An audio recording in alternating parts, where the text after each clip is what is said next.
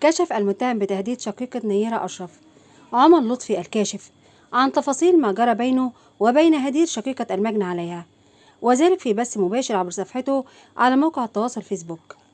وقال الكاشف إنه تحدث مع هدير بالفعل، وكانت بينهم محادثات بعضها مسجل دارت حول طرف ثالث ليه دور في عملية القتل. ولك الفيديو الجديد لعمرو الكاشف. كده انا ضمنت ان النقطة اللي انا الوحيدة اللي لقيتها صح وصلت، ونقطة تانية تحاسبوا فيها المحامي بتاع الاستاذ محمد عادل او الاستاذ المحامي بتاع محمد عادل، وهي ان وصولات الامانة فيها اعترافات وراحت له ان هم مضيناه وصولات امانة للطريق في قعدة عرفي، لم تكن قعدة عرفي. وما قلت وبرده ما كانش فيه قمصان نوم واغتصاب والكلام الفاضي ده. في توازن عشان نبحث على الحقيقة، في توازن. ممكن يكون في ترهيب، ممكن يكون في بلطجة انه مضى. اللي قاله خاله بوضوح وموجود عندي كلامه ان هو خاف مضى، يعني حتى يعني كان الكلام تهزيء فقط، وكانوا ناس كتير. ده اللي خاله قاله على لسان محمد عادل اول ما ساب القعده دي وراح لخاله قال له الحقني انا مضوني وصل امانه. وتاني يوم راح للاستاذ اشرف واتكلم معاه، الاستاذ اشرف رد عليه، ده كلام خاله. الاستاذ اشرف رد عليه قال له ايه؟ قال له ما انتوا ما قدرتوش تعملوا لنا حاجه، انتوا اللي اضطريتونا لكده. انا لغايه هنا دوري انتهى. النقاط اللي تم اكتشافها في استغلال لعواطف محمد عادل عن طريق اصدقاء نيرة ومحمد عادل.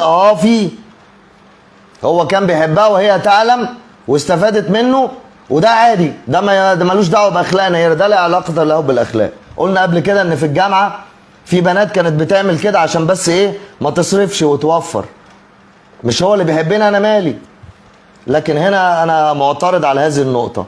تم التخلي عنه بعد كده ومش عايزاك. حصل. غير صحيح ان هناك تعدي جنسي، ودي روايات تعبير بقى، والناس اللي عايزه ايه؟ تعاطف مع محمد عادل 100% على امل انه يخرج من الجريمه، وده مش من حقنا احنا اللي نحكم بيه. تمام؟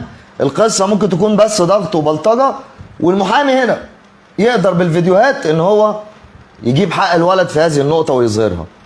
هما بيقولوا قعده عرفي، يجيبوا القعده العرفي، مين اللي كان قاعد؟ مين اللي كان من طرف محمد قاعد؟ لان القعدات العرفي انا بروحش لوحدي، المفروض تبقى معايا عيلتي، المفروض ده شغل المحامي مش شغلنا، وعنده كل حاجه. المحامي بقى يتكلم. الطرف اللي ظهر في الفيديو البلد كلها عرفت، الحمد لله رب العالمين. وانا لازلت مع القصاص ولا تبديل لحدود الله سبحانه وتعالى. تمام؟ في ناس بقى مستغربها لما بيدخل لي حد مثلا، الناس عايزه الصفحه دي تبقى مع محمد عادل ابقى واضح، يا اما مع نيرة. هو ماتش كوره سعادتك؟ هو مباراه كره قدم مع الاهلي او الزمالك؟ هو ده موضوع، ده دم. لو قلت فيه كلمه في ظل